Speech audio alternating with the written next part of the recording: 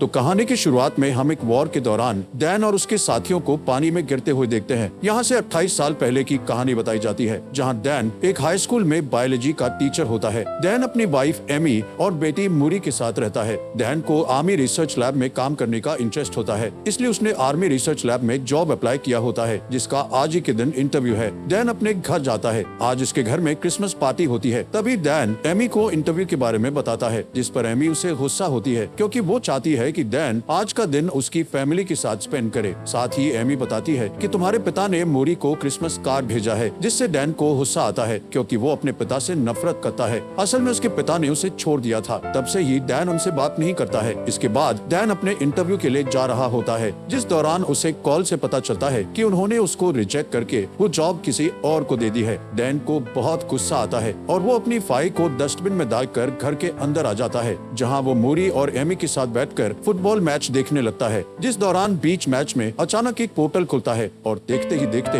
उसके अंदर से बहुत सारे सोल्जर्स बाहर आते हैं। इन सोल्जर्स की लीडर लेफ्टिनेंट हार्ट भी वहाँ आती है, जो सभी लोगों को बताती है कि वो लोग फ्यूचर से आए हैं, जहाँ 2051 में व्हाइट स्पाइक्स नाम के एलियन और इंसानों के बीच जंग छिड़ गई है और वो इस जंग में हार रहे हैं। अगर ऐसा ही चलता रहा तो अगले 11 महीने में पूरी धरती से इंसानों का खात्मा हो जाएगा। हार्ट सभी को हेल्प करने का कहती है, ताकि वो इस जंग में जीत सकें। इस इंसिडेंट के बाद सभी देश उनकी हेल्प के लिए आम लोगों को सेना में भर्ती करके उन्हें फ्यूचर में भेजते हैं, पर फिर भी फ्यूचर वाली दुनिया में इंसानों की आबादी 5 लाख से कम बचती है। साथ ही फ्यूचर में भेजे 50% लोगों के जान गंवाने से अब लोग फ्यूचर में जाने के लिए सवाल उठाने लगते हैं, जिसके चलते सभी फ्यूचर में जाने के लिए विरोध करने लगते हैं। असल में सभी को सिर्फ 7 दिन के लिए भेजा जाता है। अगर वो 7 दिनों तक वहाँ जिंदा रहे तो वापस पास्ट में आ जाते हैं। इधर मूरी भी इस बात से परेशान होकर रोने लगती है और अपनी माँ को कहती है कि वो कभी भी फ्यूचर में ना जाए। तभी डैन वहाँ आता है और मूरी से बात करके उसे शांत करता है। अब यह दिन जब डैन क्लास में होता है, तब उसके फोन में एक अलर्ट मैसेज आता है।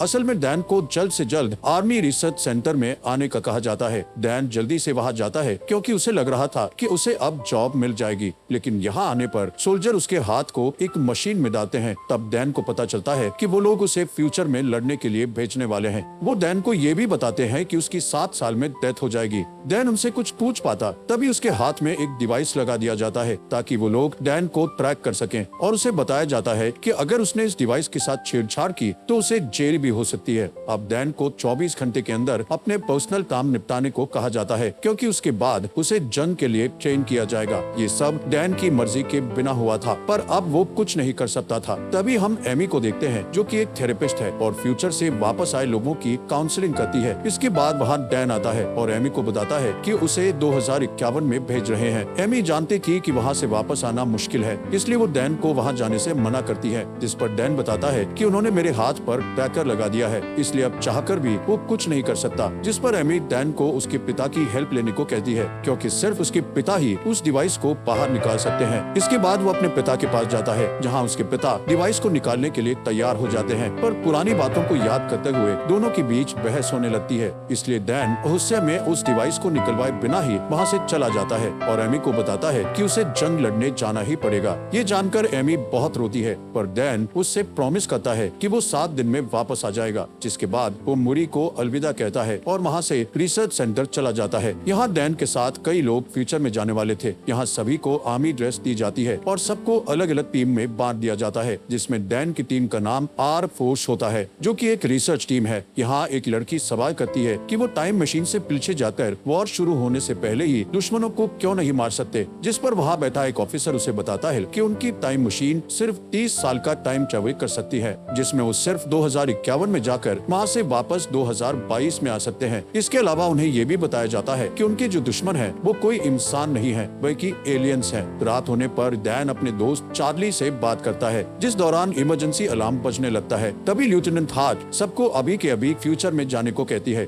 अब क्योंकि सबको ट्रेनिंग खत्म करने के बाद वहाँ ले जाना चाहिए था, पर लेफ्टिनेंट हार्ट का कहना था कि एलियंस ने उनकी रिसर्च लैब पर अटैक किया है। अगर वो लैब तबाह हो गई तो वो वॉर में हार जाएंगे। इसके बाद सभी को एक जगह पर बुलाया जाता है और फिर एक एक करके उन्हें फ्यूचर में भेजने लगते हैं, जिस दौरान सिस्टम में कुछ खराबी आ जाती है, जिसके कारण वो सभी जमीन पर पहुंचने की जगह आसमान में ही रह जाते हैं और फिर एक एक करके सभी नीचे गिरने लगते हैं। ये वही सीन था जो हमें कहानी की शुरुआत में दिखाया था। यहाँ डैन और कुछ लोग एक स्विमिंग पूल में गिरते हैं, जबकि बाकी के लोग जमीन पर गिरकर मर जाते हैं। यहाँ के हालात देखकर वो सभी दंग रह जाते हैं, क्योंकि हर तरफ सिर्फ एलियंस थे। इसके बाद हम फ्यूचर की दुनिया की कर्नल को देखते हैं, जो बचे हुए लोगों से कांटेक्ट करती है। वो डैन को टीम लीडर बनाते हुए कहती है कि उसे रिसर्च लैब में फंसे लोगों को बचाना होगा। डैन अपनी टीम के साथ लैब की ओर निकल जाता है। सभी लैब पहुंच जाते हैं और देखते हैं कि एलियंस ने सभी लोगों को मार दिया है। जब कर्नल को इस बारे में पता चलता है तो वो बहुत दुखी होती है और डैन को लैब में रखी हार्ड ड्राइव लाने को कहती है। इन लोगों के पास ज्यादा टाइम नहीं होता है, क्योंकि एलियंस लैब में आने वाले थे। जिसके बाद कर्नल डैन को लैब में रखी सभी बायोलॉजिकल मटेरियल भी साथ लाने को कहती है, जिस दौरान वहाँ एलियंस भी आने लगते हैं। इसलिए यहाँ की आर्मी लैब पर बॉम्ब गिराकर उसे पूरी तरह तबाह करने के लिए निकल जाती है। कर्नल बताती है कि डैन और उसके साथियों के पास सिर्फ 3 मिनट है, जिसके बाद लैब को ब्लास्ट कर दिया जाएगा। पर जब वो लोग लैब के बाहर जा रहे होते हैं, तभी एलियंस उन पर अटैक कर देते हैं। ये एलियंस बहुत ही ताकतवर होते हैं और उन पर गोलियों का कोई असर नहीं होता है। एलियंस के अटैक में डैन के कुछ साथी मारे जाते हैं। अब जैसे ही बचे हुए लोग लैब से बाहर आते हैं, तब वहाँ बहुत सारे एलियंस आने लगते हैं और उन लोगों का पीछा करने लगते हैं। इसी बीच वहाँ आर्मी आ जाती है, पर एलियंस उन्हें जान से मार डालते हैं। कोई रास्ता ना दिखने पर डैन और बाकी के लोग एलियंस पर शूट करने लगते हैं। थोड़ी ही देर बाद वहाँ बॉम्ब गिराया जाता है, जिससे बहुत ही बड़ा ब्लास्ट हो जाता है, जिससे सभी एलियंस मारे जाते हैं। साथ ही इस ब्लास्ट के कारण डैन के कई साथी भी मारे जाते हैं और कई घायल हो जाते हैं। अब जैसे ही डैन की आंख खुलती है तो वो एक कैंप में होता है। यहाँ पता चलता है कि ब्लास्ट में डैन के अलावा उसका दोस्त चार्ली ही बचा था। जब वो दोनों कैंप के बाहर आते हैं तो उन्हें अपनी टीम का एक आदमी और दिखता है, जिसका नाम डोरियन है। डोरियन फ्यूचर में तीसरी बार आया था, इसलिए डैन उससे पूछता है कि क्या तुम मरने से नहीं डरते हो, जिस पर डोरियन बताता है कि उसे कैंसर है और वो सिर्फ 6 महीने ही जीने वाला है, इसलिए उसे अपने तरीके से बची हुई लाइफ जीनी है और घर पर रहने से अच्छा वो लड़कर मरना चाहता है। इसी दौरान वहाँ 2 सोल्जर आते हैं जो डैन को अपने साथ आने को कहते हैं, जबकि डोरियन और चार्ली को वापस लैब वाली जगह पर जाने को कहा जाता है। डैन डोरियन से चार्ली का ध्यान रखने को कहता है, क्योंकि चार्ली बहुत डरा हुआ था और वहाँ वापस जाना नहीं चाहता था। दूसरी ओर डैन जब कर्नल से मिलता है तो उसे पता चलता है कि वो उसकी बेटी मोरी है। असल में मोरी फ्यूचर में बड़ी हो चुकी थी। डैन उसे कर्नल की पोस्ट पर देखकर बहुत ही खुश होता है और खुशी से रोने लगता है। अब जैसे ही डैन उसे हक करने वाला होता है, तब मोरी उसे रोक देती है। साथ ही उससे कहती है कि मैंने तुम्हें यहाँ पर इमोशनल होने के लिए नहीं बुलाया है, बल्कि एक खास वजह से बुलाया है। जब डैन उस वजह को पूछता है तो मोरी उसे वक्त आने पर सब कुछ बताने का कहती है। इसके बाद मोरी डैन को अंदर ले जाती है और फीमेल व्हाइट स्पाइक्स के बारे में बताती है। मोरी का कहना था कि फीमेल एलियन बहुत ताकतवर और हुस्सैल होती है, जो कि जमीन के नीचे अपना घोंसला बनाती है और एलियंस को पैदा करती है। इस फीमेल एलियंस की हिफाजत सभी मेल एलियंस करते हैं और उसकी हिफाजत में अपनी जान तक दे देते हैं। मोरी डैन को अपने साथ एक मिशन पर ले जाने का कहती है। इस मिशन में वो फीमेल एलियन को पकड़कर उसके डीएनए से एक टॉक्सिन बनाना चाहती है, जिससे सभी एलियंस को मारा जा सके। असल में सभी अब तक मेल एलियंस को मार रहे थे, लेकिन फीमेल एलियंस को मार पाना मुश्किल था। अगर फीमेल एलियंस मारी जाएं, तो फिर और एलियंस पैदा नहीं होंगे और बचे हुए एलियंस को मारकर वो दुनिया को बचा लेंगे। इसके बाद वो सभी उस जगह पर जाते हैं जहाँ फीमेल एलियंस जमीन के अंदर रहती थी। इस जगह पर जाकर मोरी डैन को ऊपर ही रहने को कहती है और वो नीचे आकर फीमेल एलियन को पकड़ने लगती है। ये एलियन बहुत ताकतवर होती है और वो अपने मेल एलियंस को आवाज लगाकर उन्हें बुलाने लगती है। कुछ ही देर बाद वहाँ बहुत सारे एलियंस आने लगते हैं। ये देखकर डैन अपनी बेटी को बचाने के लिए नीचे उतर जाता है। आखिर में उस एलियन को पकड़ लिया जाता है और फिर उसे हेलीकॉप्टर से सेंटर में भेज दिया जाता है। पर तभी वहाँ कई एलियंस आ जाते हैं, जिनके अटैक से काफी सोल्जर्स मारे जाते हैं। इधर डैन और मोरी आर्मी की एक कार में बैठ जाते हैं, जहाँ डैन कार को ड्राइव करता है और मोरी एलियंस पर शूट करती है। इसके बाद वो दोनों एक बीच पर पहुँच जाते हैं, जहाँ एक भी एलियन नहीं था। इधर मोरी डैन से गुस्सा होकर पूछती है कि वो हेलीकॉप्टर से नीचे क्यों आया, जिस पर डैन कहता है कि तुम मेरी बेटी हो और तुम्हें खतरे में देखकर मैं चुप कैसे बैठ सकता था। यहाँ मोरी डैन को बताती है कि मैं जब 12 साल की थी तब तुम मुझे और मेरी माँ को छोड़कर चले गए थे और फिर कुछ सालों बाद तुम्हारी डेथ हो गई। यही कारण था कि मोरी अभी तक डैन को देखकर खुश नहीं थी। मोरी को रोता देख डैन बहुत दुखी होता है। उसे समझ नहीं आ रहा था कि आखिर उसने पास्ट में अपनी फैमिली को क्यों छोड़ा। थोड़ी ही देर बाद वहाँ हेलीकॉप्टर आता है और समुद्र के बीच बने आर्मी सेंटर में ले जाता है। इस जगह को इतना खास बनाया गया था कि कोई भी एलियन वहाँ ना आ सके। इस जगह पर ही उस फीमेल एलियन को रखा गया था। मोरी उसका ब्लड सैंपल लेकर उसका डीएनए निकालती है। डीएनए चेक करने पर उसे पता चलता है कि उसे अभी कई सैंपल लेकर हजारों टेस्ट करने होंगे, तब जाकर एक टॉक्सिन बनेगा। इस टॉक्सिन के बनने के बाद वो सभी एलियंस को आसानी से मार सकेंगे। मूरी सभी डीएनए सैंपल्स पर काम करती है, पर उसे अभी तक परफेक्ट डीएनए सैंपल नहीं मिला था। ये सैंपल सिर्फ 60% और 50% तक सीमित होते थे। मूरी पूरी रात जागकर सैंपल टेस्ट करती है, पर अभी तक उसे कोई अच्छा रिजल्ट नहीं मिलता है। इसके बाद वहाँ डैन आता है और मूरी को रेस्ट करने का कहता है। आज के दिन डैन को यहाँ 7 दिन हो चुके थे, इसलिए अब उसे वापस 2022 में जाना था। डैन मूरी से पूछता है कि आखिर उसने उसे यहाँ क्यों बुलाया था, जिस पर मूरी कहती है कि अगर ये टॉक्सिन बन गया तो इसे अपनी दुनिया में वापस लेकर जाना तुम्हारा काम है, क्योंकि यहाँ और टॉक्सिन बनाने में काफी वक्त लग जाएगा, पर जब तुम इसे लेकर अपनी दुनिया में जाओगे तो इसे बनाने के लिए काफी वक्त होगा। जब ये टॉक्सिन बन जाएगा तो वो अपनी दुनिया में वॉर को शुरू होने से रोक सकते हैं। इसी दौरान उन्हें एक डीएनए सैंपल टॉक्सिन 100% होते हुए दिखता है। तभी वो फीमेल एलियन जाग जाती है और जोर जोर से चिल्लाने लगती है, जिसकी आवाज सुनकर सभी मेल एलियंस वहाँ आने लगते हैं। इनकी तादाद इतनी थी कि सबको मारना मुश्किल था। एलियन पूरी तरह सोल्जर्स को मारने लगते हैं। वहीं डैन और मूरी एक साथ होते हैं, जिस दौरान मेल एलियंस उस फीमेल एलियन को आजाद कर देते हैं। अब डैन को जल्द से जल्द उस जगह पर पहुंचना है जहां से वो वापस 2022 में जाएगा, लेकिन उस जगह पर काफी एलियंस आ चुके थे। दोनों उन्हें मारते हुए आगे बढ़ते हैं कि तभी फीमेल एलियन मूरी पर अटैक करके उसे घायल कर देती है। इसके बाद डैन मूरी को लेकर आगे बढ़ता है। तब टाइम ट्रेवल मशीन ऑन हो जाती है। यहाँ मूरी डैन से माफी मांगती है और कहती है कि मैं भी तुमसे बहुत प्यार करती हूँ। डैन अपनी बेटी को भी पास्ट में ले जाना चाहता था, इसलिए वो उसके पास ही बैठ जाता है, पर तभी